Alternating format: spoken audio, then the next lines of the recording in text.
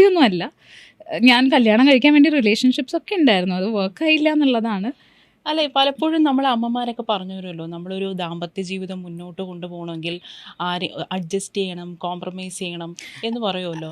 ഈ അഡ്ജസ്റ്റ്മെൻറ്റും കോംപ്രമൈസൊക്കെ ചെയ്യുമ്പോൾ നമ്മളെ വളരെ ഫ്രസ്ട്രേറ്റഡ് ആയിട്ടായിരിക്കും ആ ബന്ധത്തിൽ. അല്ല, അത് അഡ്ജസ്റ്റ്മെന്റ് കോംപ്രമൈസ് എന്നല്ല, അത് നമ്മുടെ ഒരു കംഫർട്ട് സോൺ ഉണ്ടല്ലോ, അത് മനസ്സിലാക്കുക എന്നുള്ളതാണ്. ഇപ്പം എല്ലാ റിലേഷൻ, ഇപ്പോൾ കല്യാണം മാത്രമല്ല, ഇപ്പം നമ്മൾ അമ്മോടാണെങ്കിൽ നമ്മൾ എല്ലാ കാര്യവും അങ്ങോട്ടും ഇങ്ങോട്ടും ഒന്നും ഇഷ്ടപ്പെടില്ല, നമ്മൾ വഴക്കുണ്ടാവും, ഡിസഗ്രിമെൻ്റ് ഒക്കെ ഉണ്ടാവും, അല്ലെങ്കിൽ എൻ്റെ അനിയത്തി ആണെങ്കിലോ ഫ്രണ്ട്സ് ആണെങ്കിലോ ഒക്കെ ഉണ്ടാവും. പക്ഷെ അതിൻ്റെ ഒരു ബാലൻസ് കണ്ടുപിടിക്കാൻ പറ്റുക, നമ്മുടെ ഒരു കംഫർട്ട് സോൺ മനസ്സിലാക്കാൻ പറ്റുക എന്നുള്ളതൊക്കെയാണ് പ്രധാനം. അതല്ലാണ്ട് ഞാൻ ഒട്ടും അഡ്ജസ്റ്റ് ചെയ്യില്ല, എനിക്ക് അങ്ങനെയല്ല. അതിൻ്റെ ഒരു എന്താ പറയുക, നമ്മളുടെ ഒരു വകതിരിവിനനുസരിച്ചിട്ടുള്ള ഇതുണ്ടല്ലോ, അത് അതെ, നോട്ട് എല്ലാ സൈഡിലും വിവേകത്തോടെയുള്ള ഏത് ബന്ധമായാലും കൊണ്ടുപോകാനുള്ള ഒരു മിടുക്ക് എന്നുള്ളതാണ്. അതല്ലാണ്ട് ഒട്ടും അഡ്ജസ്റ്റ് ചെയ്യണ്ടെന്ന് ഞാൻ പറയില്ല, ഭയങ്കര അഡ്ജസ്റ്റ് ചെയ്ത് ജീവിക്കുമെന്ന് ഞാൻ പറയില്ല. അൾട്ടിമേറ്റ്ലി നമ്മൾ കംഫർട്ടബിളായി, നമ്മൾ ഹാപ്പിയായി, നമ്മൾ പീസ്ഫുള്ളായിട്ട് ഇരിക്കുക, നമ്മുടെ കൂടെയുള്ള ആൾക്കും അത് കൊടുക്കാൻ പറ്റുക എന്നുള്ളതാണ്. അപ്പം അങ്ങനത്തെ ഒരു സ്പേസ് ക്രിയേറ്റ് ചെയ്യാൻ പറ്റിയാൽ നല്ലതായിരിക്കും. അതല്ലെങ്കിൽ രണ്ട് വഴി പോകുന്നത് തന്നെയാണ് നല്ലത്. അനുമോൾ അഭിനയിച്ച സിനിമകളിൽ 50-ന് മുകളിൽ സിനിമകൾ അഭിനയിച്ചിട്ടുണ്ട്. പക്ഷെ അഭിനയിച്ച സിനിമകളിൽ എനിക്ക് ഏറ്റവും ഇഷ്ടം വെടിവഴിപാടാണ്. അതിൻ്റെ പ്രധാന കാരണം അതിലെ ക്ലൈമാക്സ് തന്നെയാണ്.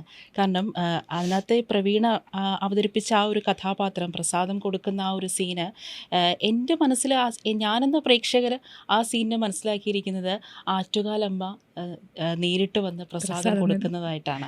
അതായത് ദേവിക്ക് ഏറ്റവും ഇഷ്ടപ്പെട്ട ആ ഒരു വ്യക്തിക്കാണ് ദേവി പ്രസാദം കൊടുക്കുന്നത്. അപ്പം ജോലി ചെയ്ത് ജീവിക്കുന്നവരാണ് ദൈവങ്ങൾക്ക് ഏറ്റവും ഇഷ്ടം. അതെ, അങ്ങനെ ഒരു അണ്ടർടോൺ അതിനുണ്ടായിരുന്നു. പിന്നെ എനിക്ക് തോന്നുന്നു ഡയറക്ടർ അതൊരു ഓപ്പൺ എൻഡിങ് ആയിട്ടാണ് ഇട്ടിട്ടുള്ളത്, ഓഡിയൻസിൻ്റെ ഒരു പെർസ്പെക്റ്റീവിലാണ് വിട്ടിട്ടുള്ളത്. പക്ഷെ ഇങ്ങനൊരു കാര്യം ആ സമയത്ത് സെറ്റിൽ നമ്മളുടെ ഇടയിൽ ഒരു സംസാരം ഉണ്ടായിരുന്നു. അനുമോളുടെ ഒരു റിയൽ ലൈഫ് എക്സ്പീരിയൻസുമായിട്ട് അതെനിക്ക് ഏതെങ്കിലും രീതിയിൽ കണക്ട് ചെയ്യാൻ പറ്റുമോ? അത്തരത്തിലൊരു ദൈവികമായിട്ടുള്ളൊരു ഇൻവോൾവ്മെൻറ്റ് എപ്പോഴെങ്കിലും ഉണ്ടായിട്ടുണ്ടോ? ദൈവികമായിട്ടുള്ള ഇൻവോൾവ്മെൻറ്റ് ഉണ്ടായിട്ടുണ്ടോ എന്ന് ചോദിച്ചാൽ, മേ ബി എൻ്റെ അച്ഛൻ മരിച്ചതിന് ശേഷം ഭയങ്കരമായിട്ട് ഡിപ്പെൻഡ് ചെയ്തിരുന്നത് പ്രേയറിലാണ്. അച്ഛൻ ആ മരിച്ച ഇടയ്ക്കൊക്കെ ഒരു ദിവസം 8 മണിക്കൂറൊക്കെ അമ്മ പ്രാർത്ഥിക്കുന്നത് ഞാൻ കണ്ടിട്ടുണ്ടായിരുന്നു. അപ്പം വീട്ടിലെ ജോലികളില്ലാത്ത സമയം മുഴുവൻ അമ്മ പ്രാർത്ഥിക്കുമായിരുന്നു. അപ്പം അത് ഗ്രാജ്വലിയാണ് കുറഞ്ഞു വന്നത്. ഞങ്ങൾ വലുതാവണതിനനുസരിച്ചിട്ടും എൻ്റെ ഫ്രണ്ട്സിൻ്റെ അമ്മമാരും എൻ്റെ സ്കൂളിലെ ടീച്ചേഴ്സൊക്കെ വന്ന് അമ്മോട് സംസാരിക്കുന്നതിനനുസരിച്ചിട്ടൊക്കെ 8 എന്നുള്ളത് 6 ആവുന്നു, 4 ആവുന്നു, 2 ആവുന്നു. അങ്ങനെ ഇപ്പം എല്ലാ ദിവസവും ഒരു 1.5 മണിക്കൂർ പ്രെയറാണ് ഞാൻ അമ്മയുടെ കാണാറുള്ളൂ. അപ്പം എവിടെയോ എനിക്കൊരു വിശ്വാസമുണ്ട്, അമ്മയുടെ ഒരു പ്രാർത്ഥനയും ഞങ്ങളുടെയൊക്കെ വളർച്ചയ്ക്കും ഉയർച്ചയ്ക്കും ഒക്കെ അമ്മയുടെ ഒരു പ്രാർത്ഥന ഭയങ്കരമായിട്ടുണ്ട് എന്നുള്ളൊരു വിശ്വാസം എനിക്കുണ്ട്. പിന്നെ ഞാനെപ്പോഴും വിചാരിക്കുന്നത് നമ്മുടെ മനസ്സിനകത്താണ് ദൈവം. നമ്മൾ നല്ലത് ചെയ്യുമ്പം നമ്മളുടെ അകത്ത് ദൈവമുണ്ട്, നമ്മൾ ചീത്ത കാര്യം ചെയ്യുമ്പോൾ നമ്മളുടെ അകത്ത് ചെകുത്താനോ പിശാചോ എന്താ വെച്ചാൽ അതാണ് എന്നുള്ളതാണ് ഞാൻ എപ്പോഴും ധരിക്കാറുള്ളത്. അപ്പം ഈവൻ ഞാൻ അമ്മോട് അടി കൂടുന്നതും അങ്ങനെയാണ് കേട്ടോ.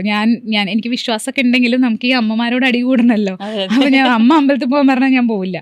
അപ്പം ഞാൻ പറയും, എന്താ അമ്മ, ദൈവം എല്ലായിടത്തും ഉണ്ട്, എൻ്റെ മനസ്സിലാണ് ദൈവം എന്നൊക്കെ പറഞ്ഞിട്ട് ഞാൻ അമ്മയുടെ അടുത്ത് അടി കൂടും. പക്ഷെ ഞാൻ പോവാറുണ്ട്. എനിക്ക് ആ ഒരു പവറിൽ വിശ്വാസമുണ്ട്. ആൻഡ് ദൈവത്തിലും അതേപോലെ തന്നെ അച്ഛനും ഞാൻ എപ്പോഴും വിചാരിക്കും, എവിടെയോ ഒരു ചുറ്റും അച്ഛൻ്റെ പ്രസൻസ് എനിക്ക് എപ്പോഴും ഫീൽ ചെയ്യാറുണ്ട്. അപ്പം അച്ഛനെയും ദൈവത്തിനെയും ഞാൻ ഒരേ പൊസിഷനിലാണ് വെച്ചിട്ടുള്ളത്. പെൺമക്കൾക്ക് അല്ലെങ്കിൽ അച്ഛന്മാരാണല്ലോ കൂടുതൽ ഇഷ്ടം. അതെ അതെ അതെ. ഇന്ന് സത്യം പറഞ്ഞാൽ എൻ്റെ അച്ഛൻ്റെ 30th ഡെത്ത് ആനിവേഴ്സറി ആണ്. അപ്പം മേ ബി അതുകൊണ്ടായിരിക്കും ഇന്ന് പെട്ടെന്ന് ഞാനത് പറഞ്ഞത്. ഞാനിങ്ങനെ ഭയങ്കരമായിട്ട് ഓർത്തിരിക്കണ ഒരു സമയമായിരുന്നു.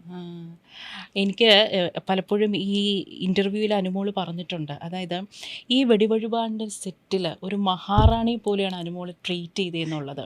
സത്യം പറഞ്ഞാൽ നമ്മളുടെ നടിമാരൊക്കെ എപ്പോഴും പരാതിപ്പെടുന്നത് ഈ സെറ്റിൽ അവർ നേരിടുന്ന പ്രതിസന്ധികളെയും ബുദ്ധിമുട്ടുകളെയും അവഗണനയും കുറിച്ചാണ്.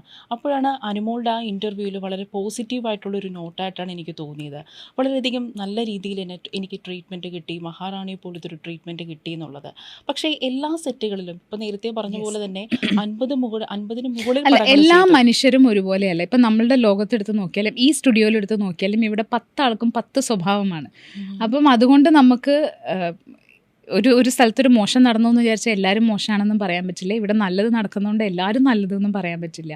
വെടിവഴിപാട് ഞാൻ ഭയങ്കര കോൺഷ്യസ് ആയിട്ടുള്ള, എനിക്ക് ഒരുപാട് ഇൻഹിബിഷൻസ് ഉള്ള അനുമോൾ എന്നുള്ള ആക്ടർക്ക് ATL പൊങ്ങാത്തൊരു റോളായിരുന്നു. അപ്പം ആ ടീമിനോട് ഞാനത് കമ്മ്യൂണിക്കേറ്റ് ചെയ്തിട്ടുണ്ടായിരുന്നു.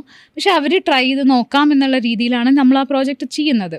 അപ്പം അവിടെ ചെന്ന് കഴിയുമ്പം ഈ എല്ലാ മനുഷ്യരും എനിക്ക് തന്നിട്ടുള്ള ഒരു സപ്പോർട്ടും എനർജിയും മോട്ടിവേഷനും എൻകറേജ്മെൻറ്റും ഒക്കെയാണ് സുമിത്ര എന്നുള്ളൊരു ക്യാരക്ടർ. അത് ആ പടത്തിൽ വളരെ നന്നായി പോയി. പക്ഷെ ഞാൻ ചെയ്ത എല്ലാ പടങ്ങളും അങ്ങനെ ആയിരുന്നില്ല. എനിക്ക് വഴക്ക് കൂടേണ്ടി വന്നിട്ടുള്ള പടങ്ങളുണ്ട്, എനിക്ക് കാര്യങ്ങൾ ചോദിച്ചു മേടിക്കേണ്ടി വന്നിട്ടുള്ള പടങ്ങളുണ്ട്, പേയ്മെൻറ്റിന് വേണ്ടി ദിവസവും 10 വട്ടം വിളിക്കേണ്ടി വന്നിട്ടുള്ള പടങ്ങൾ, അങ്ങനെ പലതരം അനുഭവങ്ങൾ ഉണ്ടായിട്ടുണ്ട്. അതല്ലെങ്കിൽ കംഫർട്ടബിൾ അല്ലാത്ത രീതിയിലുള്ള ആളുകളുടെ കമൻ്റടികളോ അല്ലെങ്കിൽ സംസാരങ്ങളോ ഒക്കെ എല്ലാ സ്ഥലത്തുനിന്നും കേട്ടിട്ടുണ്ട്. പക്ഷെ അത് എനിക്ക് എവിടുന്നാണോന്ന് അറിയില്ല, എനിക്ക് ദേഷ്യം വന്നാൽ പ്രതികരിക്കേണ്ട സമയത്ത് അപ്പം പ്രതികരിക്കാൻ എനിക്ക് പറ്റിയിട്ടുണ്ട്. അല്ല, അതാണിപ്പോൾ കംഫർട്ടബിൾ അല്ലാത്ത ആൾക്കാരിൽ നിന്ന് ഇത്തരത്തിലുള്ള സംസാരങ്ങൾ വരുമ്പോൾ ഉണ്ടല്ലോ, ഞാൻ മാക്സിമം എൻ്റെ ഒരു സ്വഭാവം വെച്ചിട്ട് ഞാൻ മാറിപ്പോവാണ് ചെയ്യാറ്. മാറിപ്പോവുക ഇൻ ദ സെൻസ്, ഞാനൊരു പ്രോജക്റ്റ് സെലക്ട് ചെയ്യുമ്പോഴും ഞാൻ ഒരുപാട് ആലോചിച്ചിട്ട് എൻ്റെ കംഫർട്ടിന് പ്രധാനം. എനിക്കെപ്പോഴും ഒരു കൺഫ്യൂഷനാണ്, നമ്മളുടെ കംഫർട്ട് സോൺ ബ്രേക്ക് ചെയ്തിട്ടാണോ നമ്മൾ വർക്ക് ചെയ്യേണ്ടത്, കംഫർട്ടിൽ നിന്നാണോ വർക്ക് ചെയ്യേണ്ടത് എന്നുള്ളത് എൻ്റെ ഉള്ളിലൊരു കോൺഫ്ലിക്റ്റാണ് എല്ലാ കാലത്തും. പക്ഷേ ഞാൻ ചൂസ് ചെയ്ത മിക്ക പ്രോജക്ട്സും ഞാൻ കംഫർട്ടബിൾ ആയിട്ടുള്ള ഞാൻ കഥയും എൻ്റെ ക്യാരക്ടറും നോക്കുന്നതിൻ്റെ ഒപ്പം ഞാൻ അടുത്ത് നോക്കുന്നത് ഈ മനുഷ്യരായിട്ട് ഞാൻ കംഫർട്ടബിൾ ആയിരിക്കും എന്നുള്ളതാണ്. എനിക്കൊരു കംഫർട്ടബിൾ അല്ലാത്ത സ്പേസിൽ ആളുകളുടെ കൂടെ ഇരിക്കാൻ പറ്റില്ല. നിങ്ങൾ ചിലപ്പം എന്നെ അധികം സിനിമ ഇവൻറ്റ്സിൽ കണ്ടിട്ടുണ്ടാവില്ല. സിനിമ ഇവൻറ്റ്സിൽ ഞാൻ അധികം പോവാത്തത് എനിക്കവിടെ എല്ലാവരുമായിട്ട് ഞാൻ ചിലപ്പോൾ കംഫർട്ടബിൾ ആയിരിക്കില്ല. കംഫർട്ടബിൾ അല്ലാത്ത ആളെ കണ്ടാൽ എൻ്റെ മുഖവും എൻ്റെ എനർജിയും എൻ്റെ ഭാവവും എല്ലാം മാറും.